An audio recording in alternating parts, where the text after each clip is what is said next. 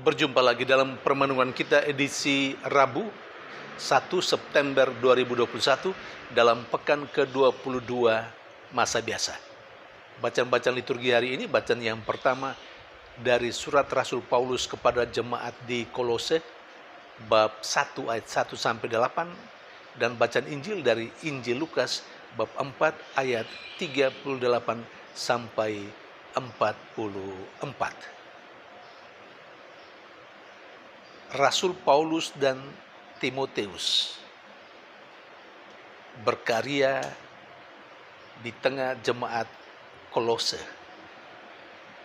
Merekalah yang mewartakan kabar sukacita tentang Yesus Kristus sebagai juru selamat manusia. Dan akhirnya orang-orang di Kolose menerima Yesus sebagai juru selamat mereka. Dengan kata lain, mereka akhirnya menjadi orang yang percaya kepada Kristus. Tetapi sesudahnya, Paulus dan Timotius akhirnya kembali berangkat dari Kolose untuk melanjutkan dan mewartakan kabar sukacita ke tempat-tempat yang lain. Namun, ini hal yang penting seperti yang diceritakan dalam bacaan pertama hari ini.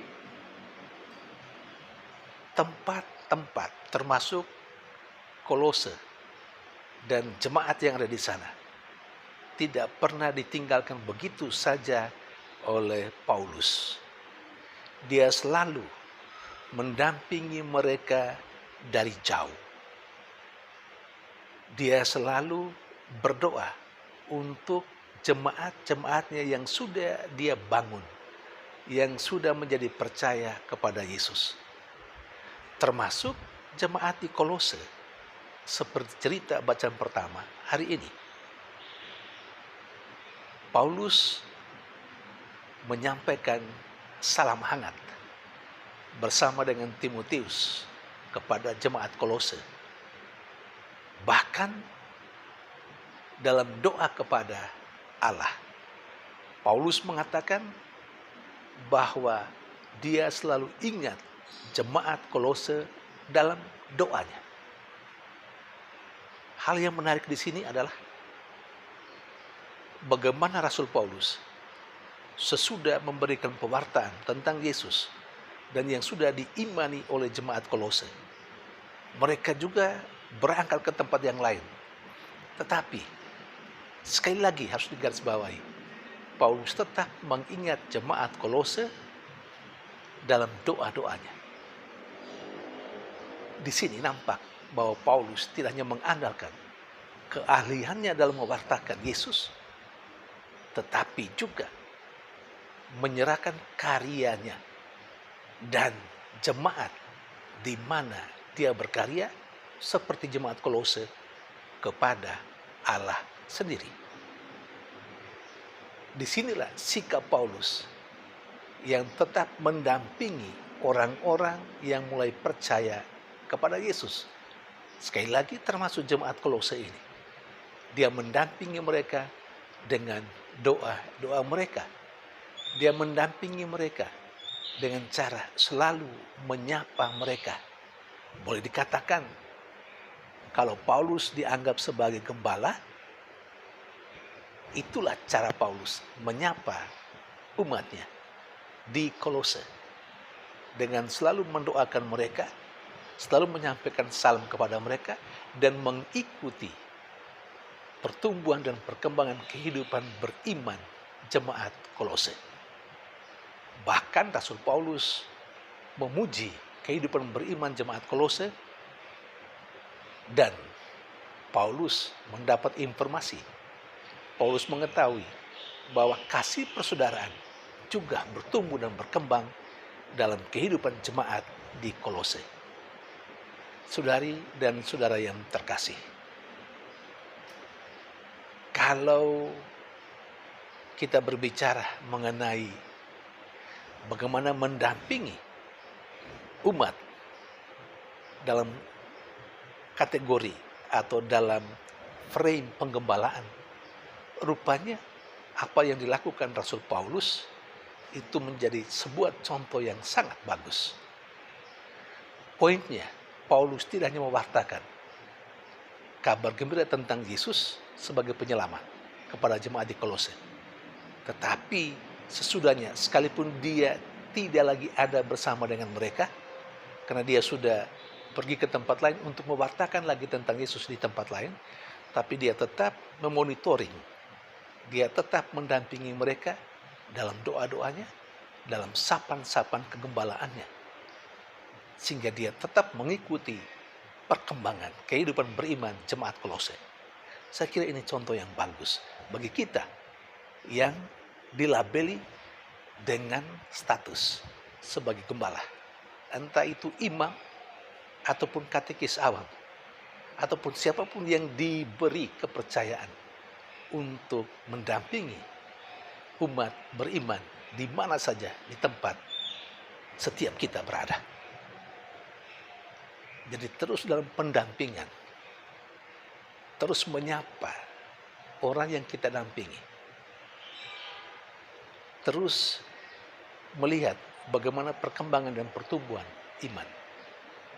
Namun sayang, terkadang orang bersusah payah mewartakan sabda Tuhan kepada siapapun, dimanapun, tetapi sesudahnya lupa kembali menyapa mereka, lupa mengikuti perkembangan mereka, lupa mendampingi secara berkelanjutan jemaat atau orang-orang yang sudah mulai bertumbuh dalam iman. Dan itu menjadi sebuah kekurangan menurut hemat saya, karena pendampingan tidak berkelanjutan.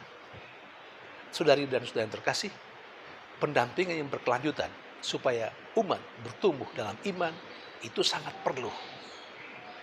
Tidak saja sekali, tidak saja 2 kali, tetapi secara periodik dan berkelanjutan, sehingga umat sungguh bertumbuh dalam iman akan Yesus.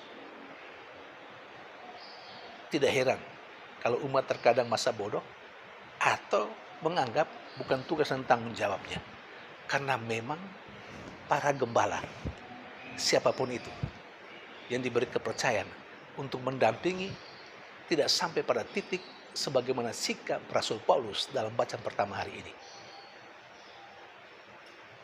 Kita kiranya mendapat inspirasi dari bacaan pertama untuk selalu mendampingi umat kita di mana saja kita diberi kepercayaan untuk itu. Terus-menerus mendampingi, jangan bosan-bosannya, supaya memang mereka bertumbuh dalam iman yang benar tentang Yesus. Dan iman yang benar tentang Yesus itu akhirnya mereka tunjukkan dalam aktivitas, dalam dinamika kehidupan beriman, dalam lingkungannya, dalam wilayahnya, dalam parokinya, dan dalam masyarakat. Yang kedua, dari bacaan Injil, Yesus setelah keluar dari bait Allah di Kapernaum, langsung menuju tempat Simon. Dan di sana mertua Simon demam. Dan akhirnya Yesus diminta untuk menyembuhkan mertua Simon. Dan Yesus melakukan itu. Dan sesudah itu, begitu banyak orang sakit yang mendatangi Yesus di rumah Simon. Dan Yesus pun menyembuhkan mereka semua. Lalu kemudian Yesus mencari tempat yang sunyi. Biasanya di sana Yesus berdoa. Dan orang mencari-cari Yesus karena mereka rupanya terkagum-kagum, dan lebih lagi mereka mau menahan Yesus. Menahan Yesus supaya Yesus jangan pergi dari mereka, karena mereka mengalami kebaikan dan kasih Yesus. Tetapi Yesus tegas sekali. Yesus berkata kepada mereka, di kota-kota lain pun aku harus mewartakan Injil, karena untuk itulah aku diutus. Saudari dan saudara yang terkasih, ini mungkin bacaan yang sangat penting untuk mungkin kami para Romo barangkali, juga untuk kita sekalian, tetapi secara khusus orang-orang yang diberi kepercayaan untuk pergi mewartakan kabar gembira. Memang ketika kita sebagai gembala, entah itu romo atau siapapun itu, berkarya di satu tempat, dan misalnya banyak orang senang dan suka dengan kita, mungkin karena cara kita mewartakan atau pendekatan kita yang begitu menarik, sehingga orang tidak mau lepas. Dan orang meminta supaya kita selalu ada bersama dengan mereka. Tapi menurut contoh Yesus, kita harus juga tegas. Mengapa? Ya, kebaikan yang kita lakukan tentu dengan pertolongan Roh Tuhan, bahwa kita akhirnya bisa berbuat baik, membuat orang merasa sayang sekali kalau melepaskan kita. Tetapi di sisi lain, kita harus tahu dan mengerti bahwa kita tidak saja diutus untuk orang-orang itu. Atau dengan kata lain secara positif, kebaikan yang Tuhan anugerahkan kepada kita, itu tidak saja untuk orang di tempat itu. Orang lain pun di luar sana, di mana saja, membutuhkan kebaikan kita. Sekali lagi, kebaikan yang Tuhan anugerahkan kepada kita. Karena itu, kalau sudah rasa enak dan nyaman di satu tempat, ya jangan terus mau berakar di situ. Harus selalu berangkat dan berangkat. Harus selalu beralih dan beralih. Karena memang supaya orang lain pun boleh mengalami kegembiraan dan sukacita, boleh mengalami kebaikan Allah melalui kita. Saudari dan saudara yang terkasih, semoga semangat Yesus ini juga menginspirasi semangat kita. Secara khusus, mungkin bagi para imam atau mereka yang secara khusus juga bertugas seperti itu, supaya tidak melekat pada tempat tertentu dan pada orang-orang tertentu hanya karena kita sebagai pewarta sudah merasa nyaman di suatu tempat atau dengan orang-orang tertentu. Kita harus beralih dan terus beralih, karena kalaupun ada kebaikan dalam diri kita, kebaikan itu pertama datangnya dari Allah, dan yang kedua, kebaikan yang ada pada kita yang adalah anugerah Allah juga harus dialami oleh orang-orang lain. Mari kita selalu bergerak dan bergerak, beralih dan beralih, supaya banyak orang boleh mengalami kasih Allah melalui kita. Tuhan memberkati.